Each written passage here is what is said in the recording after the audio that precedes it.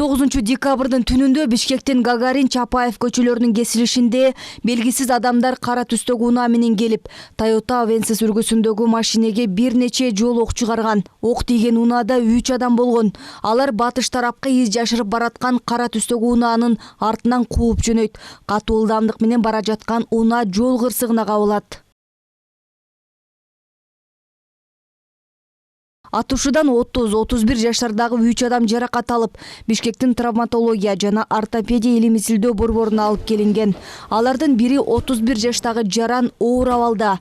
Ал белинен жаракат алып, түндө ыкчам операция жасалган. Дарыгерлер анын денесинен 2 окту алып чыгышкан. Ага 2 ок деген, бирөөсү поясничный область деп коет, ошо жагынан, сол жагынан бирөөсү санына деген. Сан сөөөгүн талкалап кеткен. Ок экөө тең ичинде калып калган. Экстерный порядок менен операция жасалып, жанагы первичный хирургическая обработка аралын дейт, ошону жасап, реанимация бөлүмүнө жаткызылган. Бүгүн акыбалы турукталышкандан кийин хирургия бөлүмүнө которулду. Азыр акыбалы бизде орто, дары-дармек менен алып атат, анан дагы пландуу түрдө операциялар белгиленди. Жабырлануучулардын экинчисине тийген ок сан сөөгүн талкалап кеткен. Абалы орточо оор. Ал эми үчүнчүсү автокырсыктын кесепетинен кызыл ашыгын сындырып алган.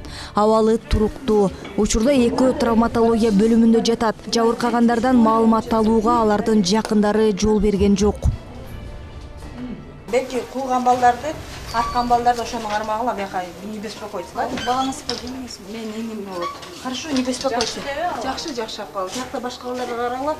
Учурда шектүүлөр кармалды. Сотко чейинки өндүрүш маалында жабырлануучулар менен шектүүлөрдүн ортосунда 1,5 жылдан бери келишпестик бар экени аныкталды. Алардын баары Жалал Абадтын Токтогул районунан болушат. Кылмыш болгон аймакты кароо маалында Макаров тапанчасынын октору табылганын милиция кошумчалады. Мындан сырткары жабырлануучулардын унаасы тинтилип, кийимдери алынды.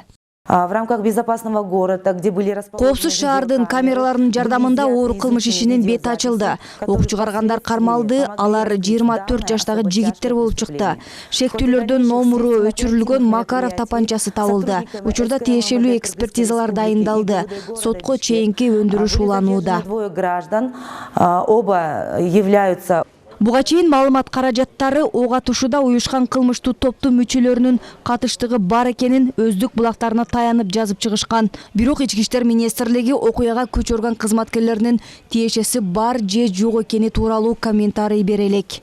Адина Досумбетова, Эрмек Райымбеков, Нью ТВ.